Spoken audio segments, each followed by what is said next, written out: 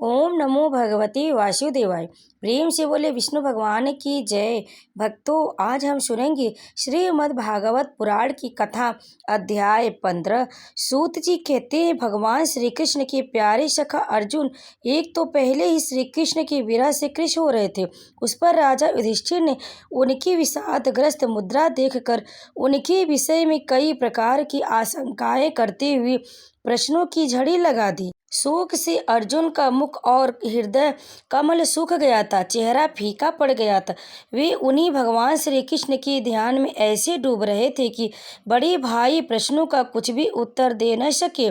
श्री कृष्ण की आंखों से ओझल हो जाने के कारण वे बढ़ी हुई प्रेम जनित उत्कंठा के परवश हो रहे थे। रथ हाँकने टहलने आदि के समय भगवान ने उनके साथ जो मित्रता, अभिन्न हृदयता और प्रेम से भरे हुए व्यवहार किए थे, उनकी याद पर याद आ रही थी। बड़ी कष्ट से उन्होंने अपने शोक का वेग रोका, हाथ से नेत्रों की आंसू पोंछे और फिर रुधे हुए गले से अपने बड़े भाई महाराज युधिष्ठिर से कहा। अर्जुन बोले, महाराज, मेरे ममेरे भाई अथवा अत्यंत घनिष्ठ मित्र का रूप धारण कर श्री कृष्ण ने मुझे ठग लिया। मेरे जिस प्रबल पराक्रम से बड़े बड़े देवता भी आश्चर्य में डूब जाते थे, उसे श्री कृष्ण ने मुझसे छीन लिया। जैसे यह शरीर प्राण से रहित होने पर मृतक कहलाता है, वैसे ही उनके क्षण भर के वियोग से यह संसार अप्रिय दिखने लगता है। उनके आश्रय से द्रौपदी स्वयंवर में राजा द्रुपद के घर आए हुए कामोक्त राजाओं का तेज मैंने हरण कर लिया। धनुष पर बाण चढ़ाकर मत्स्य वेद किया और इस प्रकार द्रौपदी को प्राप्त किया। उनके सानिध्य मात्र से मैंने समस्त देवताओं के साथ इंद्र को अपने बल से जीतकर अग्निदेव को उनकी तृप्ति के लिए खांडव वन का दान कर दिया और मैं दानों की निर्माण की हुई अलौकिक कला कौशल से युक्त मायामयी सभा प्राप्त की और आपने यज्ञ में अपनी ओर से आकर राजाओं ने अनेक प्रकार की भेंटें समर्पित की। 10,000 हाथियों की शक्ति और बल से संपन्न आपके इन छोटे भाई भीमसेन ने उन्हीं की शक्ति से राजाओं के सिर पर पैर रखकर अभिमानी जरासंध का वध किया था। तदंतर उन्हीं भगवान ने उन बहुत से राजाओं को मुक्त किया जिनको जरासंध ने महाभैरव यज्ञ में बलि चढ़ाने के लिए बंदी बना रखा था। उन सब राजाओं ने आपके यज्ञ में अनेकों प्रकार के उपहार दिए थे। महारानी द्रौपदी राजसूय यज्ञ के महान अभिषेक से पवित्र हुए अपने उन सुंदर केशों को, जिन्हें दुष्टों ने भरी सभा में छूने का साहस किया था, बिखेर कर तथा आंखों में आंसू भरकर जब श्री कृष्ण के चरणों में गिर पड़ी, तब उन्होंने उनके सामने उसके उस घोर अपमान का बदला लेने की प्रतिज्ञा करके उन दूतों की स्त्रियों की ऐसी दशा कर दी थी कि वे विधवा हो गई और उन्हें अपने केश अपने हाथों खोल देने पड़े। वनवास के समय हमारे वैरी दुर्योधन के षड्यंत्र से 10,000 शिष्यों को साथ बिठाकर भोजन करने वाले महर्षि दुर्वासा ने हमें दुस्तर संकट में डाल दिया था। उस समय उन्होंने द्रौपदी के पात्र में बची हुई शाक की एक पत्ती का ही भोग लगाकर हमारी रक्षा की। उनके ऐसा करते ही नदी में स्नान करती हुई मुनि मंडली की ऐसा प्रतीत हुआ मानो उनकी तो बात ही क्या, सारी त्रिलोकी ही तृप्त हो गई।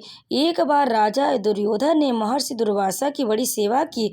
उससे प्रसन्न होकर मुनि ने दुर्योधन से वर मांगने को कहा। दुर्योधन ने यह सोच कर कि ऋषि के श्राप से पांडवों को नष्ट करने का अच्छा अवसर है, मुनि से कहा, ब्राह्मण हमारे कुल में युधिष्ठिर प्रधान, आप अपने 10 सहस्त्र शिष्यों सहित उनका आतिथ्य स्वीकार करें, किंतु आप उनके यहाँ उस समय जाएं जबकि द्रौपदी भोजन कर चुकी हो, जिससे उसे भूख का कष्ट न उठाना पड़े।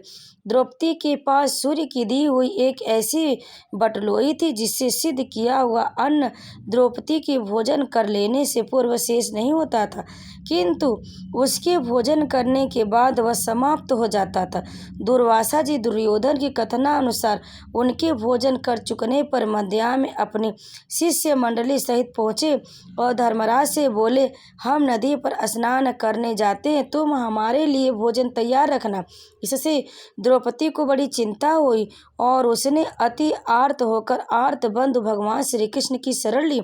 भगवान तुरंत ही अपना विलास भवन छोड़कर द्रौपदी की झोपड़ी पर आए और उससे बोले, कृष्ण, आज बड़ी भूख लगी, कुछ खाने को दो। द्रौपदी भगवान की इस अनुपम दया से गदगद हो गई और बोली, प्रभु, मेरा बड़ा भाग्य जो आज विश्वम्भर ने मुझसे भोजन मांगा, परंतु क्या करूं, अब तो कुटी में कुछ भी नहीं है। भगवान ने कहा, अच्छा, वह पात्र तो लाओ, उसमें कुछ होगा ही। द्रौपदी बटलोई ले आई, उसमें कहीं साग का एक कण लगा था। विश्वात्मा हरि ने उसी को भोग लगाकर त्रिलोकी को तृप्त कर दिया और भीमसेन से कहा कि मुनि मंडली को भोजन के लिए बुला लाओ, किंतु मुनि मंडल तो पहले ही तृप्त होकर भाग गए थे। उनके प्रताप से मैंने युद्ध में पार्वती सहित भगवान शंकर को आश्चर्य में डाल दिया और उन्होंने मुझको अपना पाशुपात नामक अस्त्र दिया। साथ ही दूसरे लोकपालों ने भी प्रसन्न होकर अपने अपने अस्त्र मुझे दिए, और तो क्या, उनकी कृपा से ही मैं इसी शरीर से स्वर्ग में गया और देवराज इंद्र की सभा में उनके बराबर आधे आसन पर बैठने का सम्मान मैंने प्राप्त किया। उनके आग्रह से जब मैं स्वर्ग में ही कुछ दिनों तक रह गया, तब इंद्र के साथ समस्त देवताओं ने मेरी इन्हीं गांडीव धारण करने वाली भुजाओं का निवात कवच आदि दैत्यों को मारने के लिए आश्रय लिया। महाराज, यह सब जिनकी महती कृपाल का फल था, वही पुरुषोत्तम भगवान श्री कृष्ण ने मुझे आज ठग लिया। महाराज, कौरवों की सेना भीम, द्रोण आदि अजय महामत्स्यों से पूर्ण अपार समुद्र के समान दुस्तर थी, परंतु उनका आश्रय ग्रहण करके अकेले ही रथ पर सवार हो मैं उसे पार कर गया। उन्हीं की सहायता से, आपको याद होगा, मैंने शत्रुओं से राजा विराट का सारा गोधन तो वापस ले लिया था, साथ ही उनके सरों पर चमकती हुई मणिमय मुकुट तथा अंगों के अलंकारहीन छीन लिए थे। द्रोणाचार्य, भीष्म, कर्ण, भूरिश्रवा, सुशर्मा, शल्य, जयद्रथ और बालिक आदि वीरों ने मुझ पर अपने कभी न चुकने वाले अस्त्र चलाए थे, परंतु जैसे हिरण्यकश्यप आदि दैत्यों के अस्त्र शस्त्र भगवत भक्त प्रहलाद का स्पर्श नहीं करते थे, वैसे ही उनके शास्त्रादि मुझे छू तक नहीं सकते थे। यह श्री कृष्ण के भुजदंडों की छत्र छाया में रहने वालों का ही प्रभाव है।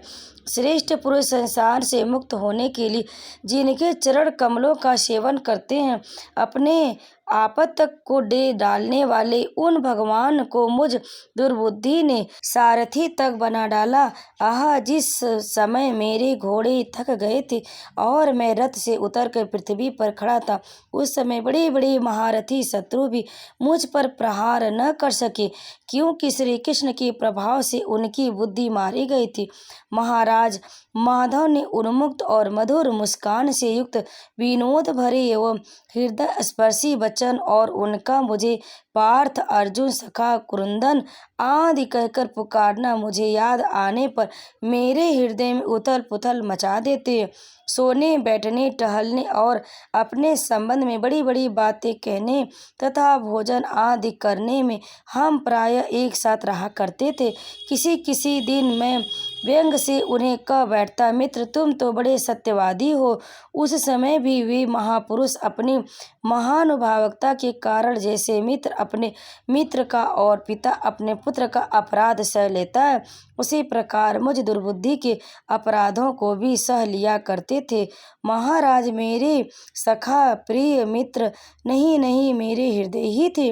उन्हीं पुरुषोत्तम भगवान से मैं रहित हो गया हूँ। भगवान की पत्नियों को द्वारिका से अपने साथ ला रहा था, परंतु मार्ग में दुष्ट गोपों ने मुझे एक अबला की भांति हरा दिया और मैं उनकी रक्षा नहीं कर सका। वही मेरा गांडीव धनुष है, वही बाण, वही रथ, वही घोड़े और वही मैं रथी अर्जुन हूँ, जिसके सामने बड़े बड़े राजा लोग सिर झुकाया करते थे। श्री कृष्ण के बिना ये सब एक ही क्षण में नहीं के समान सार शून्य हो गए। ठीक उसी तरह मैंने भस्म में डाली हुई आहुति, कपट भरी सेवा और उस पर से बोया हुआ बीज व्यर्थ जाता है। राजन, आपने द्वारकावासी अपने जिद सुहृद संबंधियों की बात पूछी है। वे ब्राह्मण के शापवश मोहग्रस्त हो गए और वारुणी मदिरा के पान से मदोमत्त होकर अपरिचितों की भांति आपस में एक दूसरे से भिड़ गए और घूसों से मार पीट करके सब के सब नष्ट हो गए। उनमें से केवल 4-5 ही बचे थे। वास्तव में वह सर्वशक्तिमान भगवान की लीला है कि संसार के प्राणी परस्पर एक दूसरे का पालन पोषण भी करते और एक दूसरे को मार भी डालते। राजन, जिस प्रकार जलचरों में बड़े जंतु छोटे को, बलवान दुर्बलों को एवं बड़े और बलवान के परस्पर एक दूसरे को खा जाते, उसी प्रकार अतिशय बली और बड़े यदुवंशियों के द्वारा भगवान ने दूसरे राजाओं का संहार कराया।